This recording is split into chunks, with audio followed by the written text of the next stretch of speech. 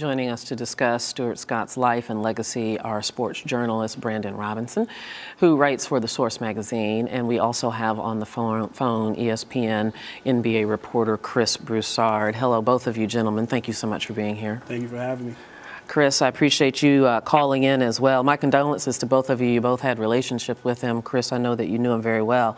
So let me start with you. Can you talk a little bit about how Stuart Scott changed sports broadcasting style? Because he was quite a colorful and engaging personality. Yes, he was. He completely changed it. There's no doubt about it. He revolutionized it. And what he did was he opened the door for African Americans in broadcasting in sports to really kind of do it their way. Obviously, there are some African Americans who do it in the more traditional sense, but there are others who want to bring the urban or the hip hop, or even at times even brought church culture into the broadcasting. And before Stewart, the African-American sports broadcasters had to really conform to the traditional way of doing things.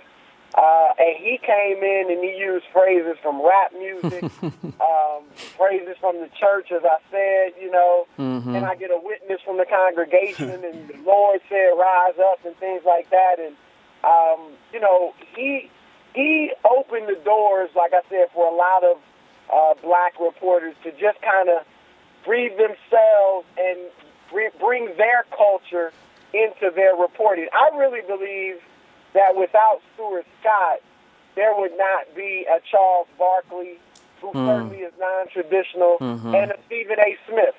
I want to bring Brandon into this conversation. Chris, stay on the line. And you were talking about some of those phrases. Of course, we all know booyah, and cool is the other side of the pillow. I love that. What happened was? What happened was. Oh, I didn't make that up.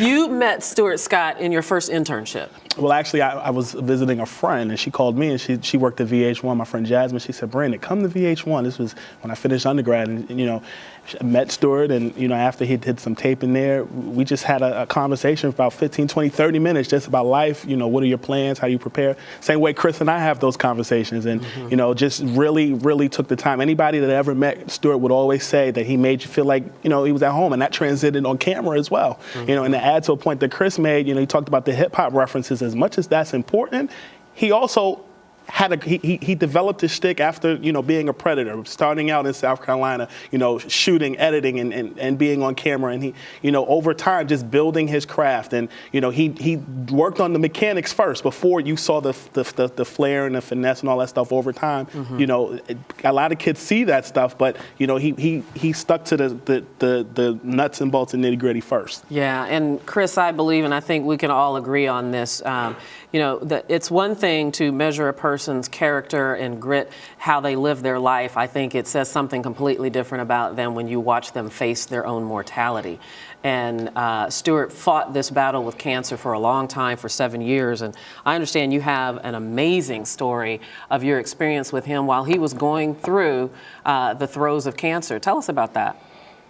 Well, it was just, I mean, he was such an inspiration, and I didn't see him a lot when he was going through it, but the times I did see him, he was such an inspiration because he really kept aggressively attacking life. Like, he refused to let the cancer keep him from doing anything he wanted to do, and he may have even got even more adventurous when the cancer struck him. You know, he came into work all the time, didn't take the time off that he really could have. He worked as hard as he ever did. And beyond that, I mean, he was working out, doing MMA workouts. You know, he wasn't fighting professionally MMA, but his workouts, he worked out MMA style with MMA trainers, learning how to fight, you know, in the MMA rings and stuff like that.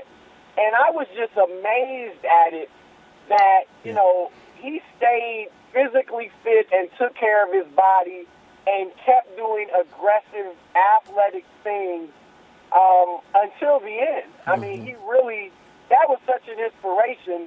I'm not doing MMA training and I'm healthy, Yeah, that is incredible. Brandon, before we have to go, let me just ask you, so many times we know people and the personality they present on camera, and it's not always consistent with who they are off camera. Tell us a little bit about who the off-camera Stuart. Stand-up guy. If you ever reached out to him and asked him for advice, he would be there to give it to him. A lot of young journalists, they grew up looking up to Stuart because he had those references and stuff like that. But as cool as he was on camera, he was as calm and just was welcoming off camera. A lot of young journalists, they want to be him, and he would often just really take the time to really sit and talk to him, and he made you feel like you were related to him. I felt like he was my cousin. Great loss to sports broadcasting, a great loss to journalism, loss to the world. Chris Broussard, Brandon Robinson, thank you both. I appreciate you.